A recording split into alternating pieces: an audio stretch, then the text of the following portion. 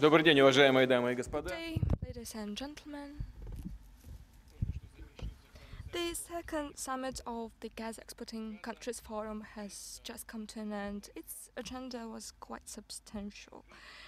In an open and trustworthy atmosphere, current state of affairs and prospects of the global gas market, the global gas industry were discussed. We outlined plans to further coordinate joint steps to ensure global energy security, sustainable and predictable development of global gas industry and largest regional markets.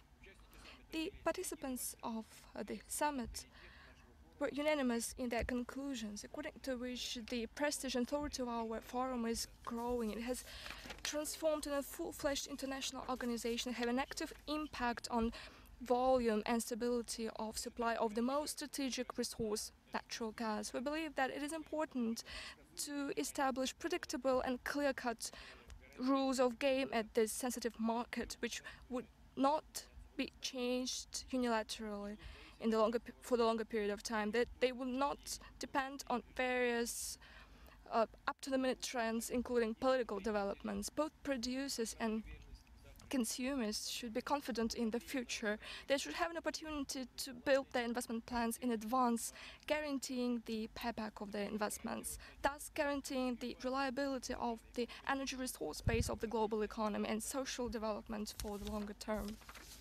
Unfortunately, not everybody understands these obvious things. The illusion of simple solutions persists, together with the aspiration to achieve up-to-the-minute unilateral benefits without taking into account the longer perspective.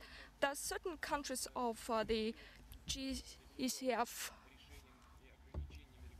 including Russia, have faced absurd regulatory restrictions, as a result of which consumers suffer. That's the third energy package of the European Union. We believe that we need to create the relevant mechanisms of preventive protection from such steps, and the forum is a good platform for such a dialogue and search for common approaches. We're not going to exercise pressure on the consumers, which is counterproductive and unfair. We want our point of view to be heard and our position to be taken into account. It is important to create conditions to build equitable partnership relations between producing and consuming countries of gas, both at global and regional levels. Of course, we've discussed such an overarching topic as pricing of natural gas. Let me note that what is acceptable in the field of oil sales, where global market is developed, including the well-developed regulation instruments, is not acceptable for the gas market. We believe that the contractual gas price should be determined based on oil and oil products indexation as a market indicator. The conclusion of long-term contracts will help to fairly share risks for producers and buyers of natural gas. Thus, the conditions would be created to attract large-scale investments into development of gas industry, its infrastructure and technological base, in the development of fields in remote areas and offshore. We're putting forth a clear-cut, mutually binding formula of global energy security. Producers guarantee the growing supply of feedstock for the longer term, and in turn, consumers make their own contribution into ensuring global energy security through ensuring long-term demand. We've thoroughly discussed the idea of expanding the area of application of gas, including gas engine development, gas for chemical use with deep-level, high-level processing. We've got great developments in this field, and we could speak of creating technological cooperation alliances, on joint scientific research, on ensuring high environmental standards for gas use, for modern technologies in the field of gas production and transportation, and industrial development of unconventional gas reserves. Yet another important area of the forum development is its own expert and forecast activity on comprehensive study of global market of gas and competitive energy sources. This work is gaining momentum, and we welcome that. We hope that the global gas model will become the next landmark in our work that would allow to represent their own forecasts and global market outlooks by the members of GCF. The outcome of our work was reflected in the Moscow Declaration. I would like to note with satisfaction that most of our approaches to the development of gas market ensuring energy security converge. We believe that we'll be able to create efficient mechanisms of protecting interests of gas extracting countries based on clear-cut, rational market approaches. Thank you very much for your attention. Dear colleagues, now it's time to ask questions. We've got around 25 minutes for the questions and answer session. Let's start with Interfax Information Agency. Vladimir Vladimirovich, Russia, was the founding father of the GECF. Certain goals were put forth when this organization was created. What goals have been achieved? What are the priorities? For example, when you speak about solidary counteraction on restrictions existing on the gas market, you probably have discussed this idea. Were there any approaches expressed regarding the third energy package of the European Union? I have mentioned that already. And not only Russia, but many other countries have faced the restrictions in this field, and Russia was not the only one to mention this. The most important for us is to avoid decisions that would be retroactive in the future. We were developing pipelines, we were developing infrastructure, we were investing billions into the development of these projects based on rules existing at that time. Then the third energy package was adopted, and it started covering all the areas that have been developed before. Thus, it is not the fair way to do with to treat partners. We've been touching upon this problem in our contacts with European partners. We hope that our position will be heard and we'll be able to form the uniform approaches to this area, since it is important not only for Russia but for consumers as well. And depending on the situation, the investors will not be secure enough to invest their huge resources into the infrastructure. Hope that everybody will hear to our point of view. Another question from Intertas. How justified is the idea to compare GECF with OPEC and take into account the worsening situation on the gas market? Isn't it high time to turn it into gas cartel? Thank you. We are not pursuing the goal to create a gas cartel and to get into cartel conspiracies. The GECF was created as an expert platform for exchanging information, for developing uniform principles and approaches. What is the difference between OPEC and GECF? Its Director General of OPEC was present at our meeting, and he made a presentation at our summit. So the great difference, the key difference, boils down to the fact that OPEC determines quotas for oil extraction by its member states. Thus, it impacts the formation of prices on the international arena.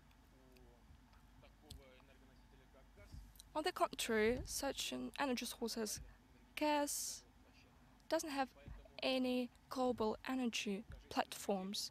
Even if we wanted to achieve that, we wouldn't be able to have an impact on the gas traded on stock exchange, because there are no such stock exchanges for gas. We haven't discussed the possibility of introducing quotas for the GECF member states. Not because we don't want to do that, but because it is impossible. The other thing could be possible, though.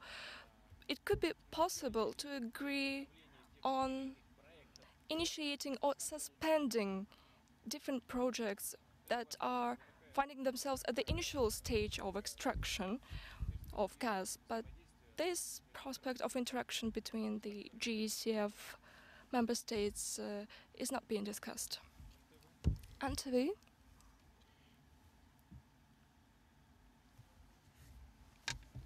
You were talking about shale gas and shale revolution, since it could be ranking first in gas extraction by the United States. As a result, Russia froze the development of Stockman field that was designed to export resources to the United States. Now, it is believed that the United States will start exporting LNG to Europe in the nearest future.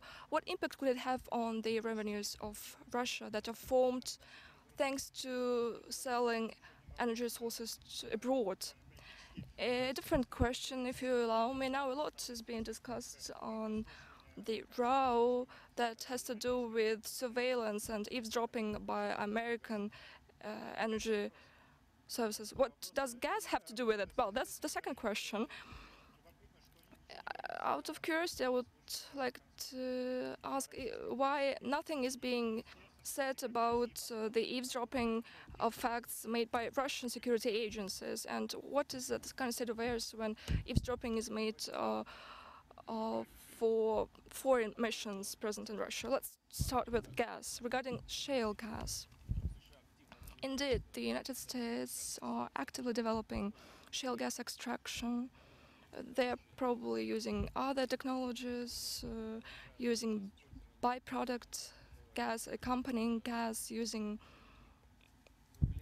gas extracted from coal beds, and so on and so forth. I would like to draw your attention to the fact that 2 years ago the shale gas growth amounted to 84%, and last year this growth accounted for only 9%. Probably it is self-explanatory. I'm not trying to assert anything, but maybe our American friends have achieved a certain bar, as our energy experts say, and what would be the results of that, nobody knows. I can say that cost price of shale gas extraction is 5 times higher than that of natural gas extraction.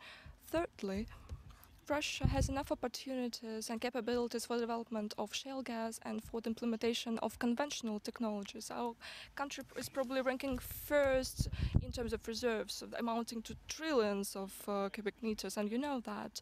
And we have enough resources to meet our demand and to meet the demand of our partners. That is why it's not that relevant for us today. If technologies are to improve, we don't rule out this opportunity to use that kind of technology. Can the United States go to the global market with their reserves of shale gas? Maybe yes or maybe not. If it is the case, the volume of the supplies will not be that sufficient to have an impact on the global situation on the market. That is why we are not that concerned about that. And even if we are concerned, then only in terms of environmental protection, because shale gas extraction is a barbarian technology for natural resources extraction, and current technologies in the European countries and in Russia, irrespective of our enormous territory, is unacceptable. I'm speaking about the technologies here. And the second question that has to do with the surveillance and eavesdropping by security services. Well, it's not our business when allies try to eavesdrop each other. Well, it's their business and it's up to them to decide. As I believe that's the information released by Mr. Snowden. Well, according to this information, no facts are released that Russian security agencies have been eavesdropping. But I don't rule out this opportunity. We used to have such evidence, but now I'm not going to go into details because it is to be discussed at an expert level. Well, in general, we don't know anything for sure who eavesdropped on whom and on what basis.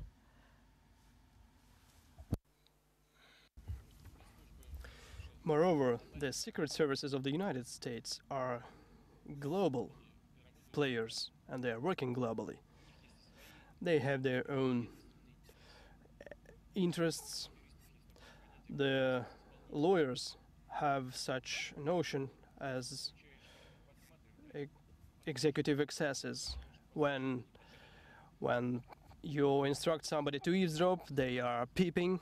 When you instruct somebody to peep, they are eavesdropping. So please let our colleagues to judge who is right, who is wrong. Well, let's continue. RIA Novosti, please. Vladimir Vladimirovich, could you please tell me, you were mentioning the discussion of pricing matters. To what extent is the oil indexing is justified?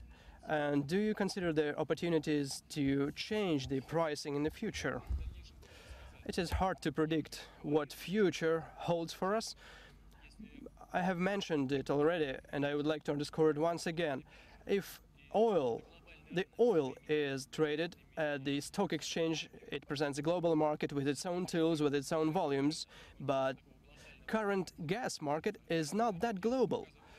Gas market today is a total of regional markets. The United States has one market, Europe the other, Asian countries have still another market. We were talking about the Gazprom foregoing the shale revolution. Did it lose out? Why the gas supplies were reduced? Because the was increased. Because the main volumes went to Asia. Besides the growth of trade in liquefied natural gas, the situation in gas market will be bound to change. It will become as global as the oil market is. Today you have concluded the contract on oil supplies and the tankers are already there in the port, but it is hard to do the same with gas because it is another commodity. When we have the sufficient quantity of gas carriers and it will be all around the world waiting for their turn, then the gas market will acquire traits which will make it resemble the oil markets. Then we will be thinking about other pricing mechanisms.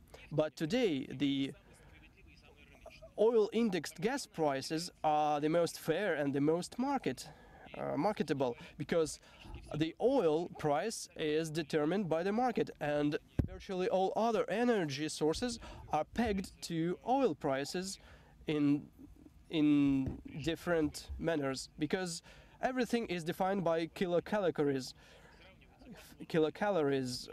How many kilocalories are produced by burning that or another fuel, and that's why the oil prices are fair today. We are concluding our press conference, so the last question, please, Mayak. I will continue the pricing topic. You have already mentioned the Russia's argument about in favor of the long-term contracts, but the European consumers insist on revisiting the terms of those contracts. The reasons are turbulence of global economy, the increased competitiveness. Is Russia ready to meet European colleagues halfway?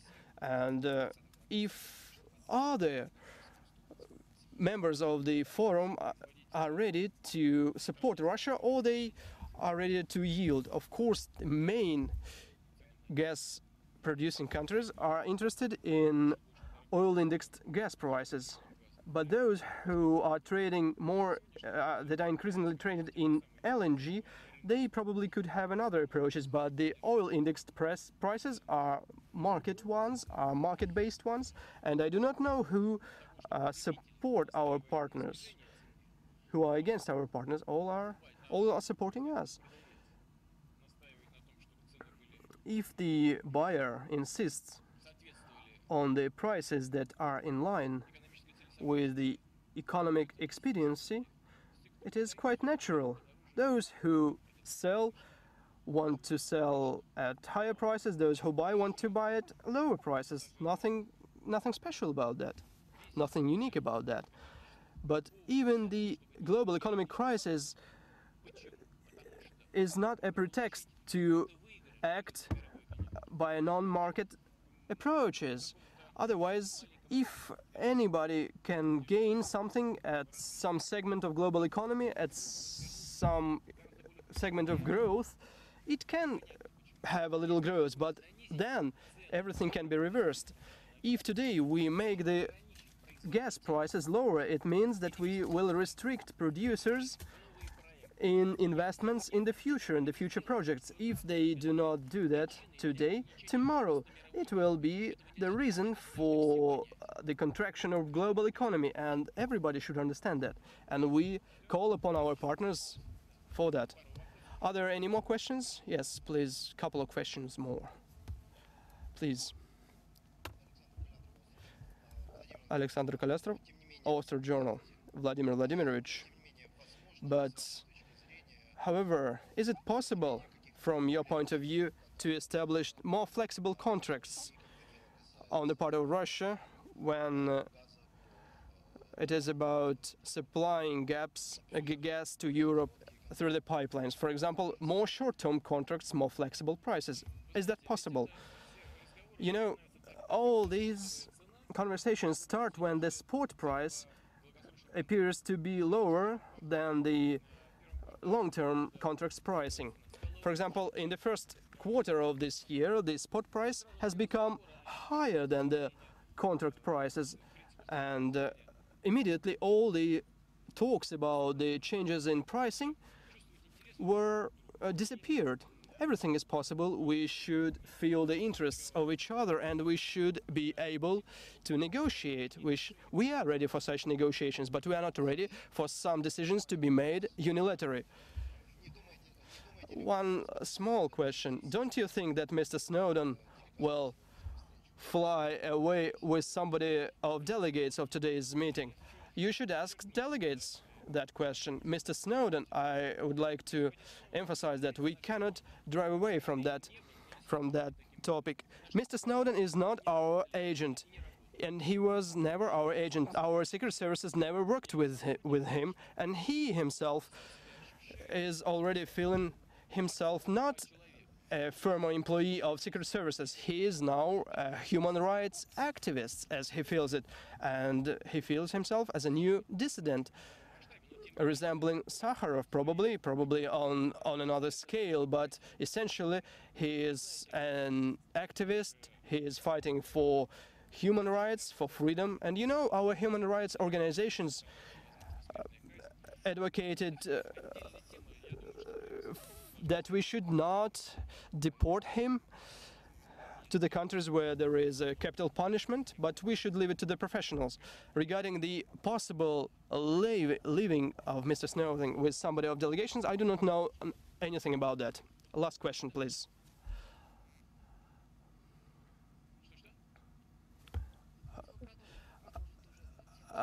I would like to continue Snowden topic. I thought you were asking about gas. Snowden again. You mentioned that Snowden is a free person, but the paradox is that he doesn't have any documents. I didn't check that. The documents that allow him to move freely. What are the conditions for the Russia to extradite Snowden to United States? Russia never extradites anybody to anywhere, and we will not extradite anybody anywhere, and nobody extradites anybody to us. You know it well. At best, we exchanged our foreign intelligence service employees for those who was convicted by the courts in the Russian Federation. As regarding Mr. Snowden, I reiterate, he is not our agent, he is not cooperating with us. I declare it with utmost responsibility, he is not cooperating with us, and we are not working with him. He sees himself as a human rights activist, but in this regard, he is a free person. If he likes to go somewhere and somebody receives him, well, if he likes to stay here, there is one condition. He should cease his work aimed at damaging our American partners. No matter how strange it will sound from me. But since he's seeing himself as a human rights activist and fighting for human freedoms, he will not cease his activities. So he has to choose the country of stay and move there. When it happens, I do not know. If I had known that, I would have told you right now. Thank you very much.